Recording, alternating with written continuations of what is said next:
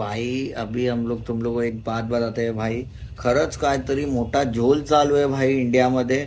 PM Modi भाई 2 वेळा live येऊन सांगतात आहे की सोनं विकत घेऊ नका भाई.